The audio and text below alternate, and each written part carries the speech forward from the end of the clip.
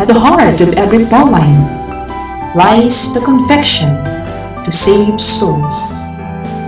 Daughters of St. Paul, 100 years of foundation.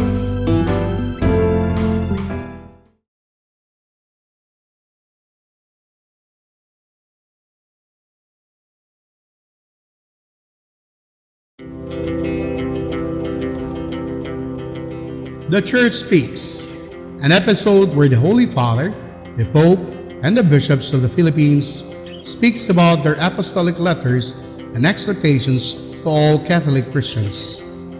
Today, the Pope chose this year as a year of mercy and compassion, while the Catholic bishops of the Philippines, CBCP, chose this year as the year of the family, and the Eucharist as part of the program and the preparation for the celebration of the 500 years of faith in the Philippines. Good morning! Today, we will discuss the threefold goals of a family. First, the family provides us in body and mind with the necessities for an ordered daily life or family life. Second, the family provides for the love relationship between the father and the mother to make the family the seat of a growing, happy family. Third, the family provides for the coming of the children and their education, and the family contributes to the development of the society. See you next week. Bye for now. May God bless us all. Thank you.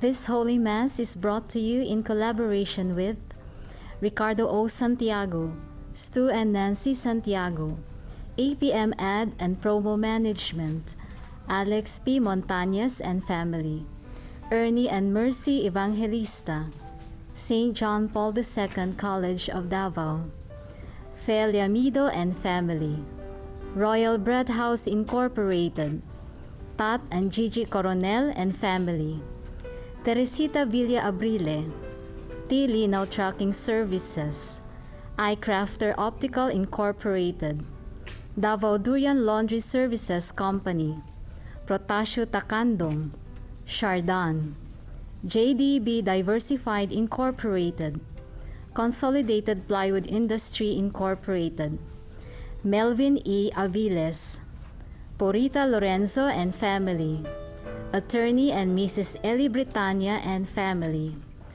Ampi Icasas and family, Davao Bote Junk Shop, Director Clara Aurelio and family, Army Codal and family, Farmacia Quisa, Tina S. Palma, Dove Sales Incorporated, Mr. and Mrs. Rudy O. Mipeco and family, and Ideal Pawn Shop Corporation. Offering of the Holy Mass.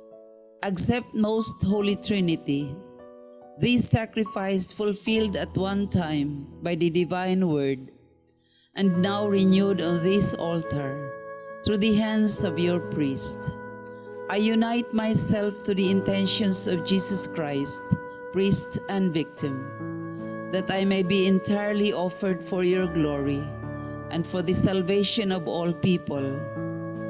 Through Jesus Christ, with Jesus Christ, and in Jesus Christ, I intend to adore your eternal majesty, to thank your immense goodness, to satisfy your offended justice, and to beseech your mercy for the Church, for my dear ones, and for myself.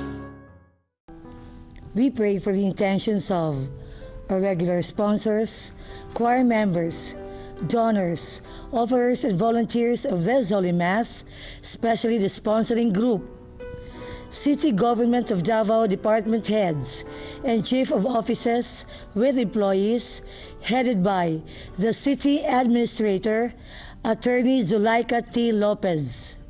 Thanksgiving intentions of Mr. and Mrs. Sani Resma and family, Attorney Raul Nadella, Grace Nabong and family, Dr. Shane Ludovice, Ching Evangelista and family, Linda Torrejos Lechon House, Malu Cadilena and family, Dr. Carlos Tan and family, Mary and Debbie Panaligan and family, Chona Advincula and family, and Debbie Gumapak and family. Good health and harmonious family relations. Teresita R. Villa-Abrilie, Reynaldo and Gloria Maria Coronel, Jose Reynaldo and Ana Victoria Coronel, Christian Lorenzo and Rose Fatima Grace Coronel, Casrica Gloria Maria D. Coronel, Freddy and Grace Ramirez, Emil Nathaniel L. Ramirez. Recovery and healing of Jermin Chu, Rodolfo Estera, Emil Sison, Manuel Sem, Dr. Alvin Garduque. For the eternal repose of Kashana, Felicidad, Florderica, Carlos, Adela, Felicitas, Emmanuel Sr., Jose, Luciana, Isidorico, Milagros, Elpidio, Renato, Ahera Bacalia, and all benefactors and sponsors of the Pauline's RTV programs. Prayer for the sick. Lord and Father, God without end and almighty, through your grace you gave us strength and help in our weakness. In your mercy touch your sick people. Deliver them in their sicknesses and restore them good health, so that assured of your goodness and love, they will praise and thank you in your holy name. Through Christ our Lord. Amen. Good morning. In today's gospel, someone in the crowd wants to know, Lord, will only a few people be saved? In reply, Jesus does not predict a particular sum or number of people. For Jesus, the more important thing is that the many who are making the attempt to enter through the narrow door should strive to do so. It is like a discipline, a conscious and committed desire for heaven. Yet he is quick to add that salvation does not ultimately depend on our efforts, but it remains a gift from God. The presider of this Eucharistic celebration is Father Danny Montagna, RCJ, Rogationist Father. The choir during the Mass is the CFC Choir of St. Mary's Parish, Buhangin, Davao City. Come, let us joyfully celebrate the banquet of love. Please stand as we sing the entrance hymn.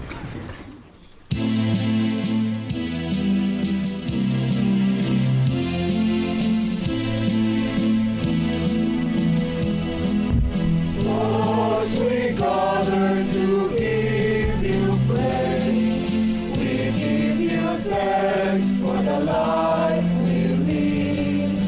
Fill our minds, steer our hearts, move our being, nourish our spirit, make us one body in the story of your love. Make us one body in the story of your love.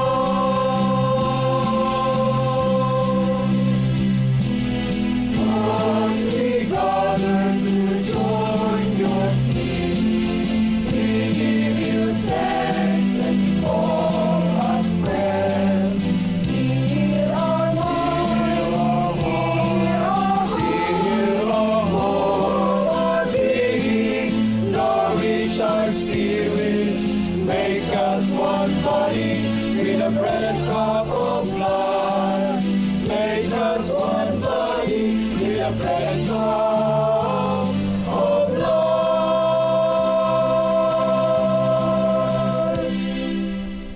In the name of the Father, and of the Son, and of the Holy Spirit. Amen. The grace of our Lord Jesus Christ and the love of God, and the communion of the Holy Spirit be with you all. And with your spirit. Umagang kay ganda sa inyong lahat. Good morning. Good morning. We welcome each other today on the 21st Sunday of the Ordinary Time, where the Lord is offering us the gift of salvation.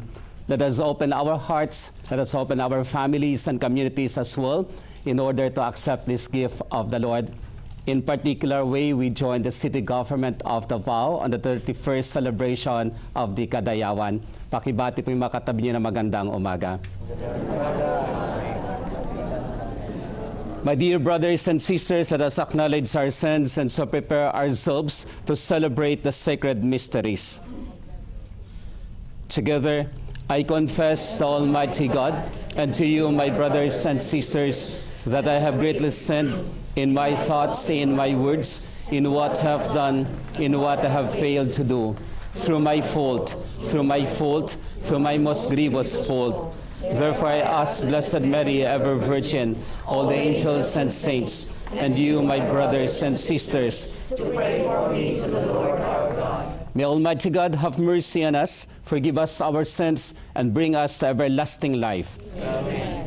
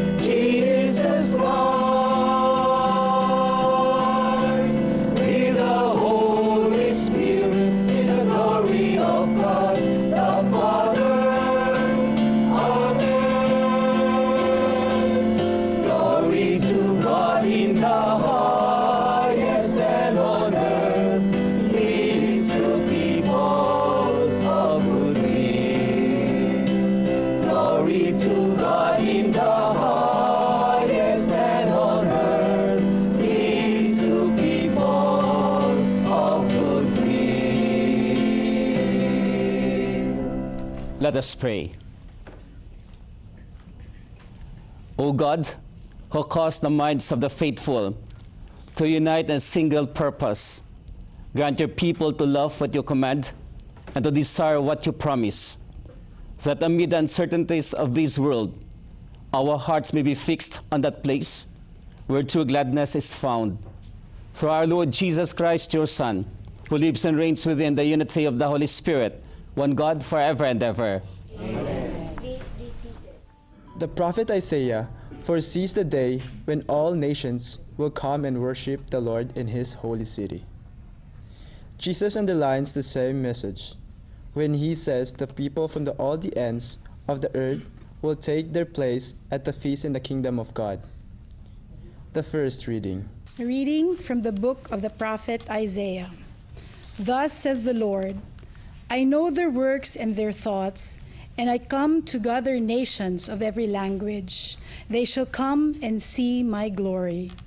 I will set a sign among them.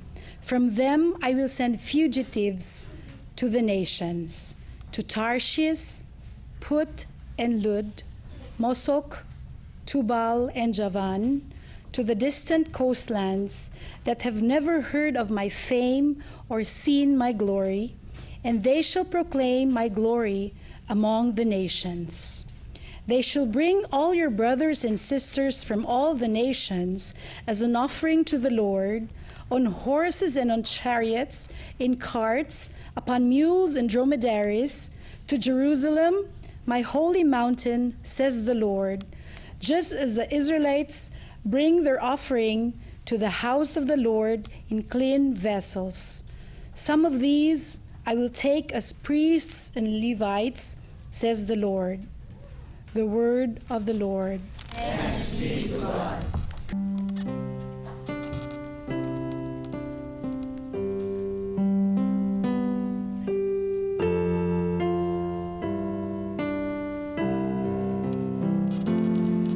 Go out to all the world and tell the good news. Go out to all the world and tell the good news. Praise the Lord, all you nations, glorify him, all you peoples. Go out to all the world and tell the good news. For steadfast is his kindness toward us, and the fidelity of the Lord endures forever. Go out to all the world and tell the good news. Go out to all the world and tell the good news. Trials and sufferings need not to dishearten the believer. They can be means of purifying the faithful and instilling discipline. The author of the letter to the Hebrews invites Christians to stand fast and endure the trials. The second reading. A reading from the letter to the Hebrews. Brothers and sisters, you have forgotten the exhortation addressed to you as children. My son, do not disdain the discipline of the Lord or lose heart when reproved by him. From whom the Lord loves, he disciplines. He scourges every son he acknowledges. Endure your trials as discipline. God treats you as sons. For what son is there whom his father does not discipline? At the time, all the discipline seems a cause, not for joy, but for pain. Yet later, it brings the peaceful fruit of righteousness to those who are trained by it. So strengthen your drooping hands and your weak knees. Make straight paths for your feet, that what it lames may not be disjointed, but healed. The word of the Lord. Thanks be to God. Please stand to our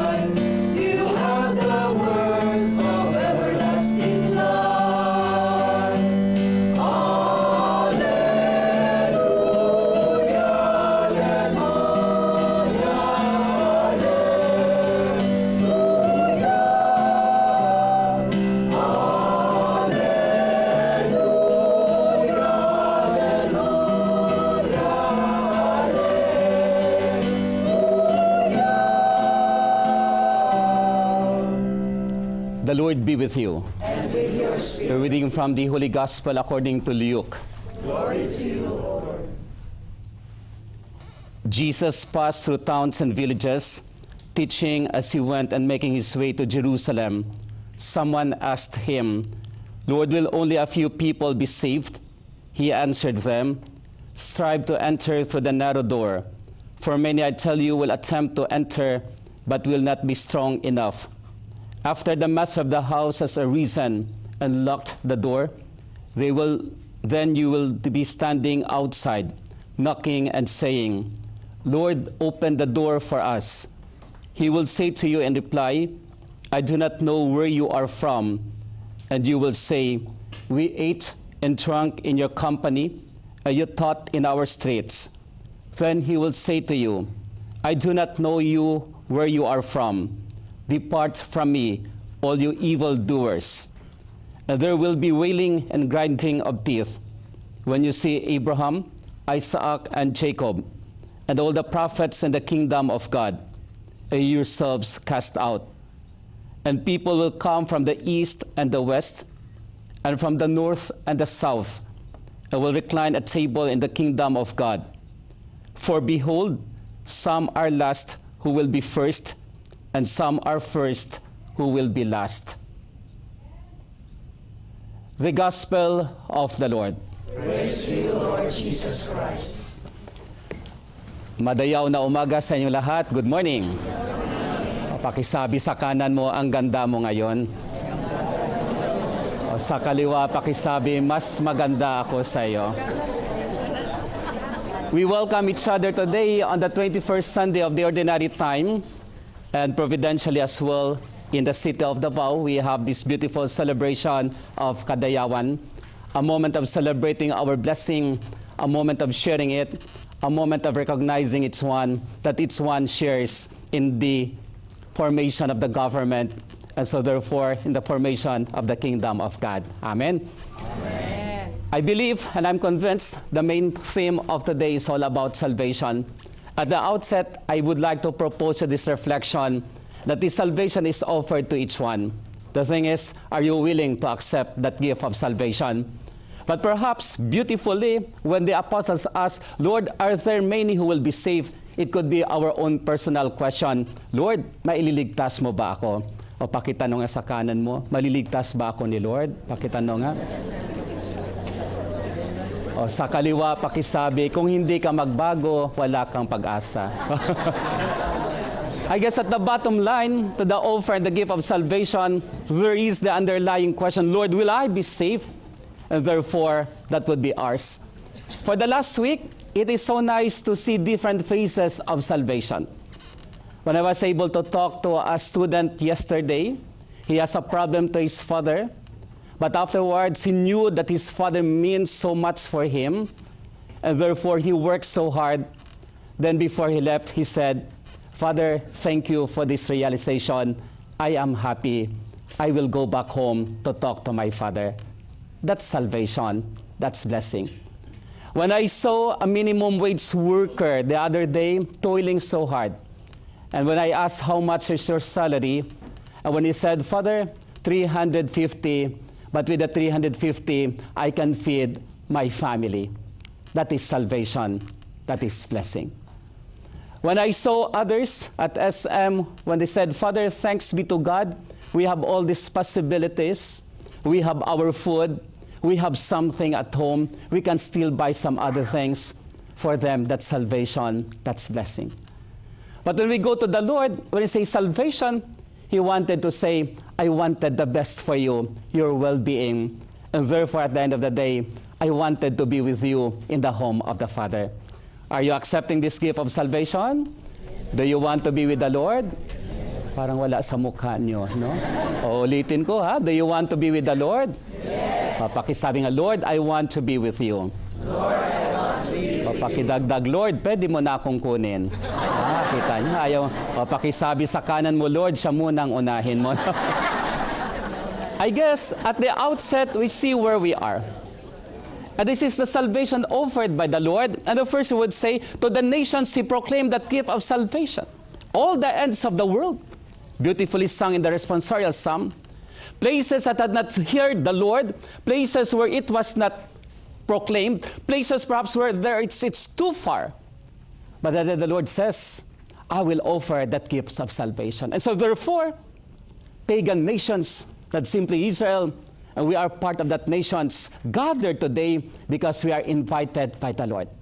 The thing is, are you willing to accept that gift of salvation? Yes. Are you sure? Are you willing to accept that gift of salvation? Yes. Sabi natin that salvation is for everybody. And the prerequisite is, I accept that gift of salvation. Papakisabi nga, "Lord, tanggap kita." Lord, tanggap. Papakisabi sa kanan mo, mag-surrender ka na. So when I say, "I accept, Lord," then precisely I would like to have that gift. I want to be with you. I want my whole being proclaiming your praises. And therefore, it's not simply about acceptance. Sung beautifully, "I will go out to all the world and proclaim the praises of God." Why that gift of salvation? That God may be glorified. And therefore, when I accept that gift of salvation, the thing is, I will glorify the Lord. God is first in my life. God in my being. God in my family. God in our community, wherever I am. Gusto ko nga kayong tanongin when you go outside today, what would be your proclamation to every man and woman you meet along the way? Sige nga. You accepted that gift of salvation, pero sabi natin sa response, "I will go out to all the world and proclaim the good news of Christ." O, anong message ninyo? Sige nga. Pakisabi sa kanan naman ang message mo. Wala. Nakinig lang kayo. Something inside that should be there, because of that I will be a message as well. That I will tell them that this God is generous, that this God embraces me, that this God will never abandon me, that this God has filled me with blessing. Those are our experiences in life and could not be otherwise. Our gift of salvation. And so therefore, there's no problem. We have accepted the gift. Perhaps the problem is, am I a message to them? Pakita nung ang kanan mo, nagbago na ba ako sa tingin mo? Sige nga. Parang wala pa, no? Pero alam mo, for the last days, going around some offices in Manila, there are really changes. One office na makita minsan, napaka-snub nila. When my linkage officer went, alam mo, she was accommodated. Sabi niya, "Father, it's a miracle." When I asked, "I have this MOA," he said, "No, it's not our office, but we will accompany to the general manager." She was accompanied. Unfortunately, the general manager was because busy, but she was able to talk to the HR head. Sabi, "Father, unusual. Hindi ko alam kung sa city government ng Davao, nagbago na.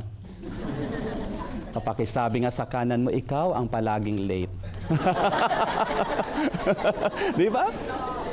That proclamation that is ours because we have accepted that offer of gift and salvation. Therefore, when I go out, I become a blessing as well to others. There's no other way and no other reason.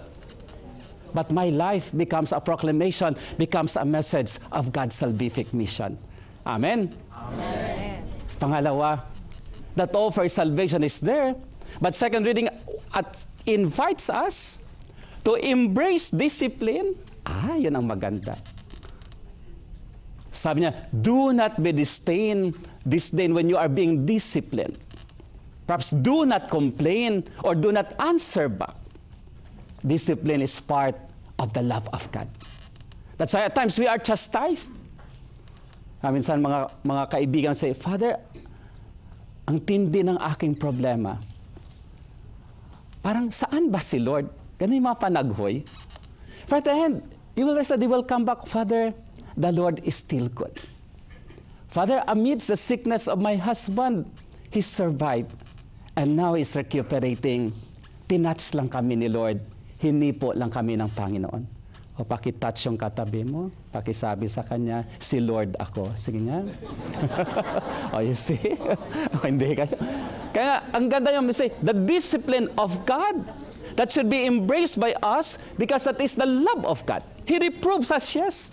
We have those some moments of pains and sufferings, yes. We have our anxieties and pains, yes. But the other words of St. Paul say, we have never put down because of the love of God. Discipline is there. Sabi nga ni Francis Kong, sabi niya, without discipline, we do not have reason to hope for life. But with discipline, there's so much meaning in our journey and existence in life. Even now, looking at the Philippines, when our president as a father would mean so well that this country would be free from drug menace, there are still a lot of other things. But I guess that's his discipline. When he said to the government employees, use the 8 hours, that's discipline. When he said no to late, that's discipline. Hindi ko alam kung nagagawa ninyo yan. Perhaps we're so used of doing our own. But when discipline comes, we disdain because it is not our language. And because we do not want it. But you see, if we love our country, vis-a-vis we love our God, then that discipline should be accepted and embraced for whatever reason is it. Because I know it comes back to us. It comes back to me. And so therefore, my discipline being reproved is to glorify God at the end of the day. Amen? Amen. Pakita na yung kaliwa mo, ilang beses ka na late this week? Sige nga. Sa kanan pakisabi, ilang oras ang sa Pokemon mo, no? Why? I always put it that language.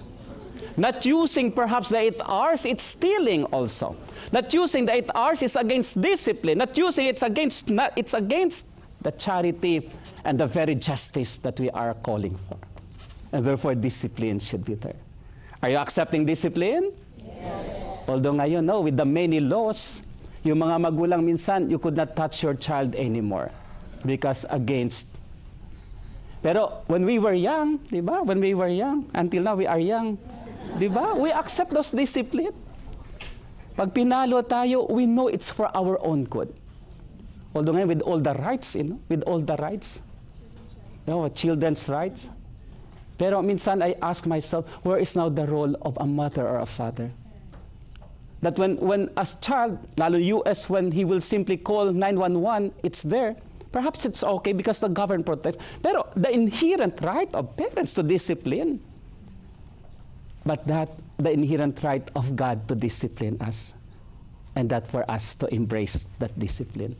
Pakisabi nga, Lord, magbago na ako. Wala sa mukha nyo ba?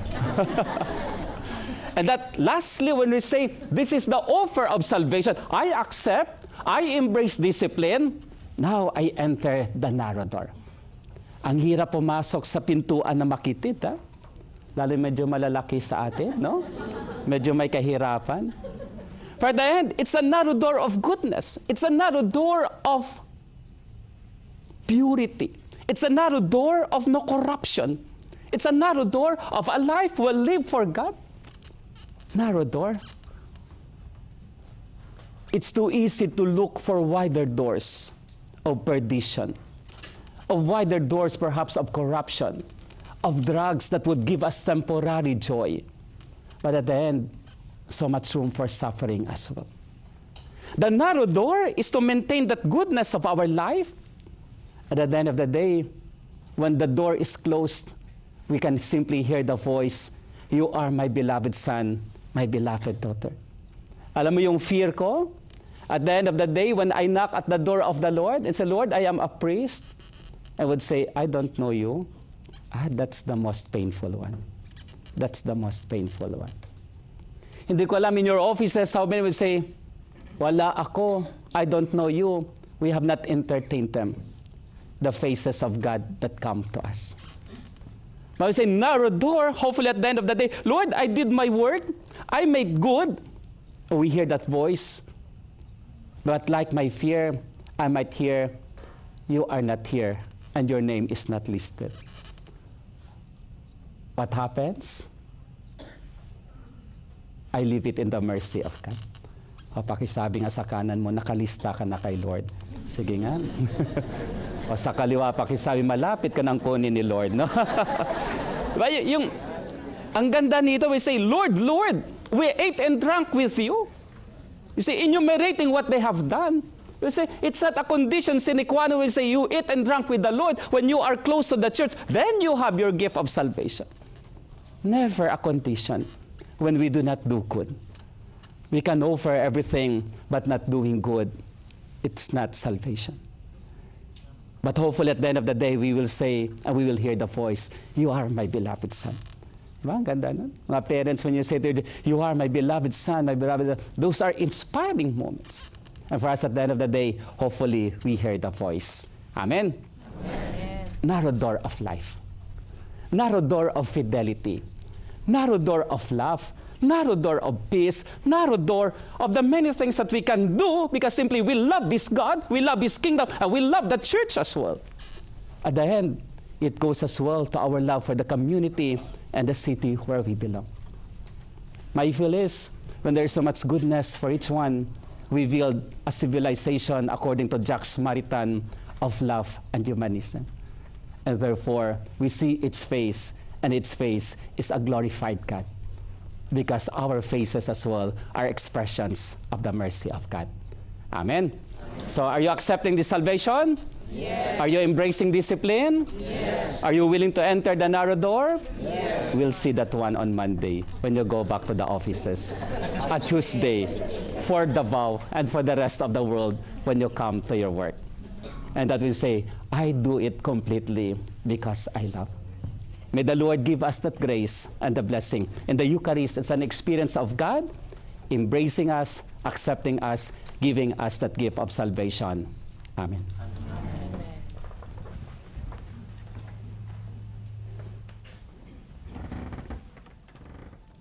We stand to profess our faith. Together we say, "I believe in one God, Almighty, maker of heaven and earth, of all things visible and invisible. I believe in one Lord Jesus Christ, the only begotten Son of God, born of the Father before all ages, God from God, light from light, true God from true God, begotten, not made, consubstantial with the Father. Through Him all things were made. for us men and for our salvation. He came down from heaven, and by the Holy Spirit was incarnate of the Virgin Mary, and became man. For our sake He was crucified under Pontius Pilate. He suffered death and was buried, and rose again on the third day in accordance with the Scriptures. Ascended into heaven, is seated at the right hand of the Father. He will come again in glory to judge the living and the dead. His kingdom will have no end. I believe in the Holy Spirit, the Lord, the giver of life, who proceeds from the Father and the Son, who with the Father and the Son is adored and glorified, who has spoken through the prophets. I believe in one holy Catholic Apostolic Church. I confess one baptism for the forgiveness of sins. I look forward to the resurrection of the dead and the life of the world to come. Let us pray to the Father that we may have hearts open to welcome all peoples, brothers and sisters, fellow travelers, and partakers in the Lord's banquet. With confidence we pray, Lord, listen to your people. Lord, listen to your people. That after preaching to others, the ministers of the word may live what they preach, so that they may become credible witnesses of the kingdom of God, we pray. Lord, listen to your people. That we may see ourselves not as the only ones who will be saved, but like the rest, as partakers of the Lord's gift of salvation, we pray. Lord, listen to your people. That those who suffer in any way, and those who feel they may have difficulty passing through the narrow door, may be closer to Christ, who saved us through his cross, we pray. Lord, listen to your people. That the Church, the government, and the affluent sector of our society may address the basic social and economic needs of the less privileged, so that we may avoid rift and class struggle among our people, we pray. Lord, listen to your people.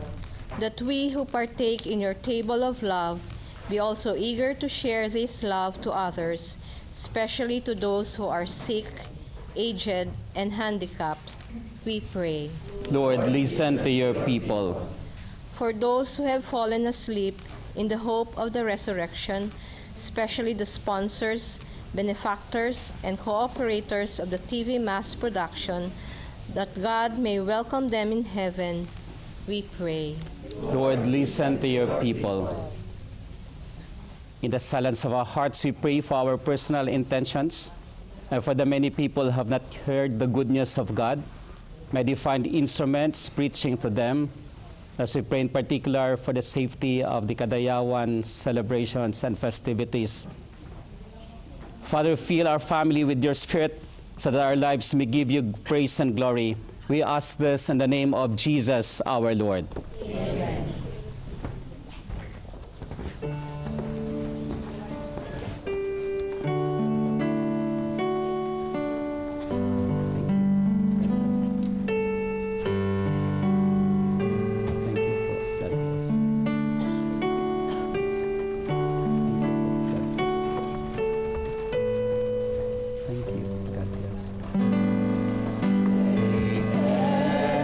Receive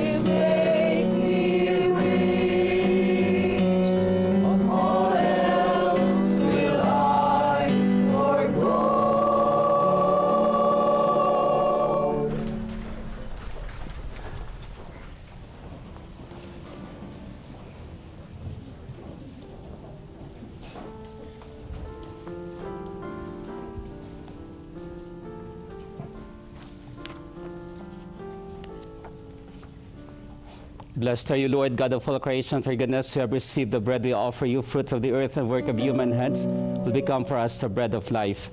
Blessed be God forever.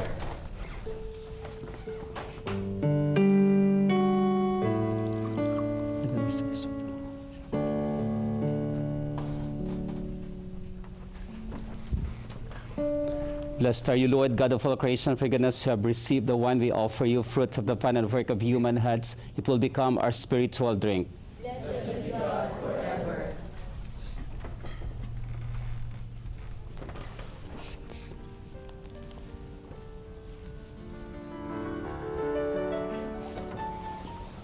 Pray, brethren, that my sacrifice and yours may be acceptable to God, the Almighty Father. May the Lord accept the sacrifice at your hands, for the praise and glory of his name, for our good and the good of all his holy church. O Lord, who gained for yourself a people by adoption, so the one sacrifice offered once for all, bestow graciously in us, we pray, the gifts of unity and peace in your church, through Christ our Lord.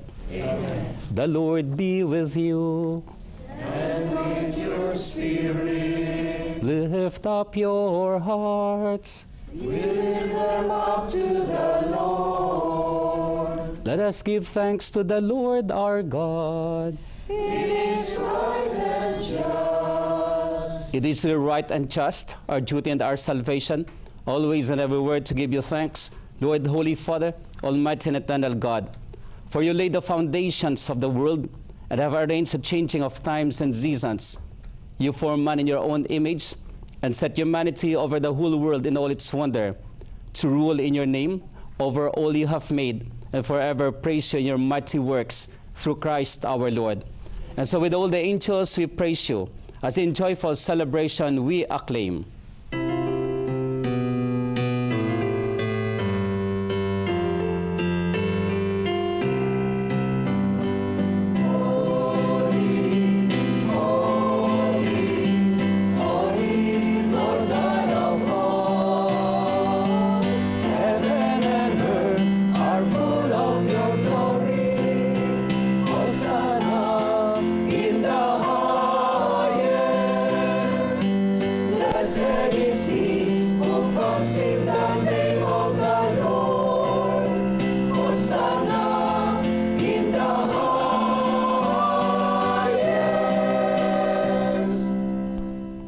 You are indeed holy, O Lord, the fount of all holiness.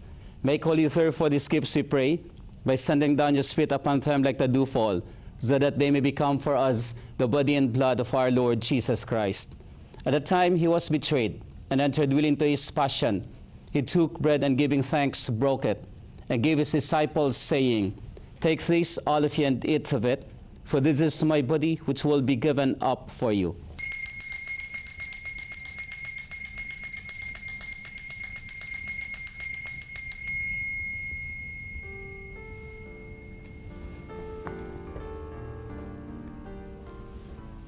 In a similar way, when supper was ended, he took the chalice.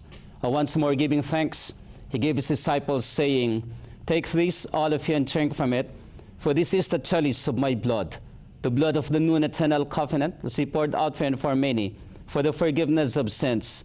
Do this in memory of me.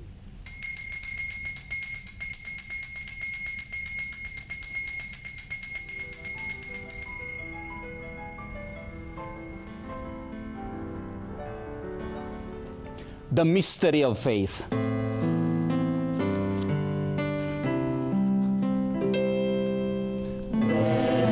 we eat this bread and drink this cup, we proclaim your death, O Lord, until you come.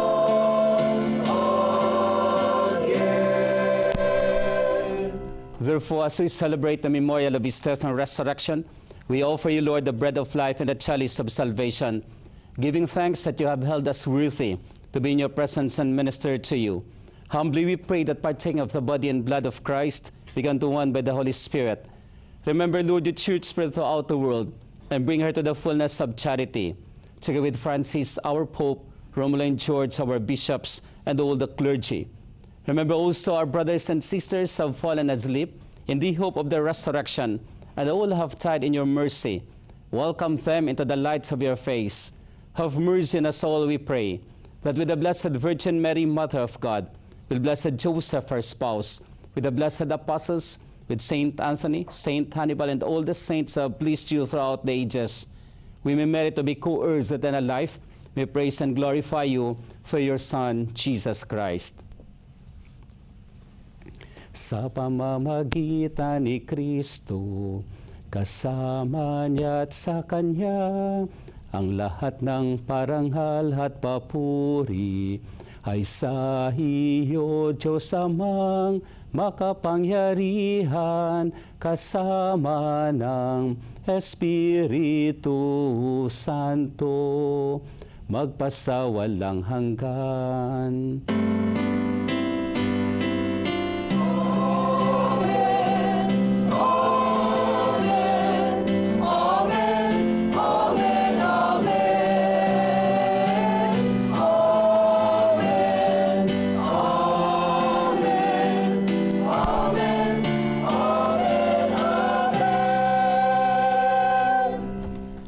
As we accept the gift of salvation, we proclaim our universality more than our individualism.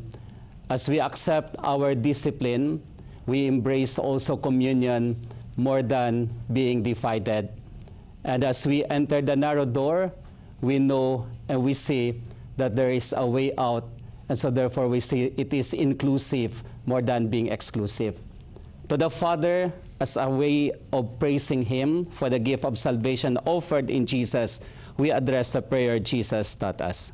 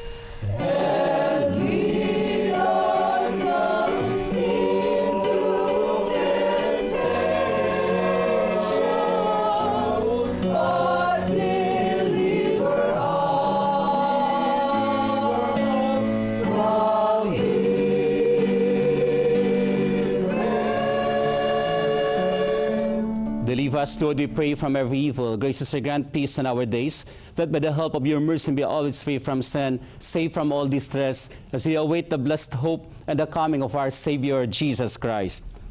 For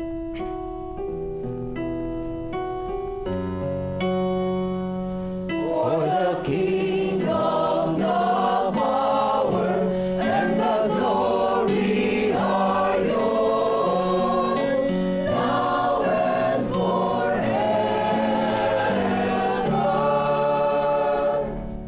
Lord Jesus Christ, who said to your apostles, peace I leave you, my peace I give you, look not on our sins, but on the faith of your church, and graciously grant her peace and unity in accordance with your will, who live and reign forever and ever. Amen. The peace of the Lord be with you always. And with your spirit. Let us offer each other the sign of peace.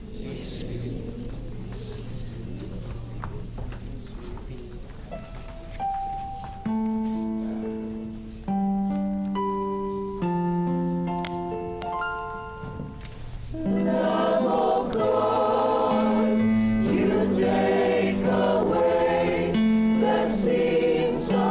world. Have mercy on us. Lamb of God, you take away the sins of the world. Have mercy on us. Lamb of God, you take away the sins of the world. Grant us peace. Behold the Lamb of God, behold him who takes away the sins of the world. Blessed are those called to the supper of the Lamb. Lord, I am not worthy that should enter under my roof, but only say the word, and my soul shall be healed.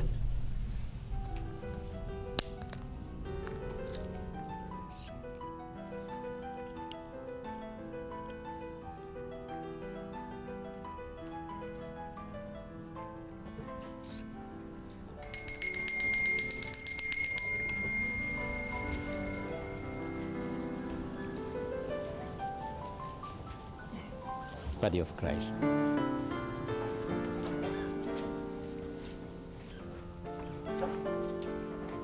Body of Christ. Body of Christ.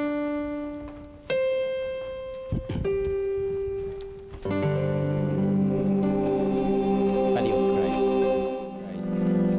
Body of Christ. Body of Christ.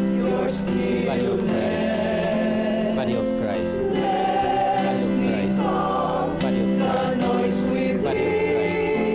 Body of Christ. Body of Christ. Body of Christ.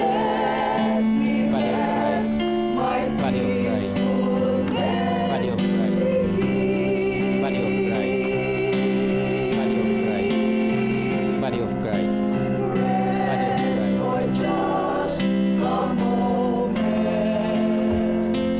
call my name and see that you will find your stillness in me. So anxious over answers yet uncertain and unknown, so fearful over failure, over wishes unbestowed, so troubled over countless things you cannot even name. Be still,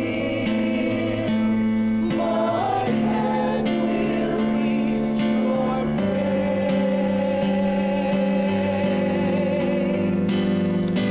Let me be your stillness. Let me calm the noise within. Let me let my peacefulness begin.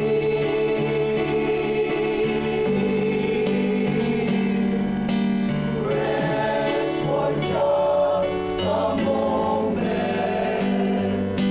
Call my name and see that you will find your stillness in me.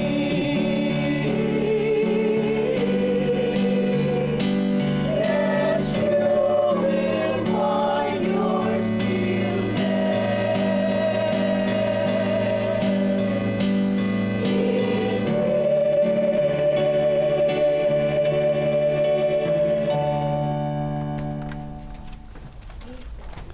Let us pray.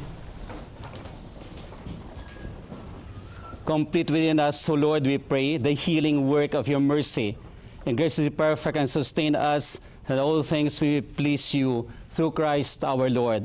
Amen. Before the final blessing, our greetings to the government, city government of Davao on the occasion of the 31st Kadayawan celebration. Our greetings to the city administrator and to the chief of staff of our beloved mayor, and to each one of you. Your coming is another than a sign of God's offering salvation to the government offices, to each one of us. That's our nation. And as you go back home, proclaim the message that you met the Lord and you are the blessings, and therefore the transformation as well in our daily activities. Amen? Amen. Pakisabi sa mga katabi nyo, Happy Kadayawan. Happy Kadayawan. Palakpakan po natin ang Panginoon for that.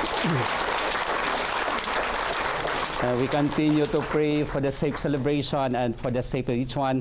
Kindly greet as well the city mayor for us. The Daughters of St. Paul would like to offer you their new CD of Mass hymns entitled Jesus, the Way, the Truth, and the Life.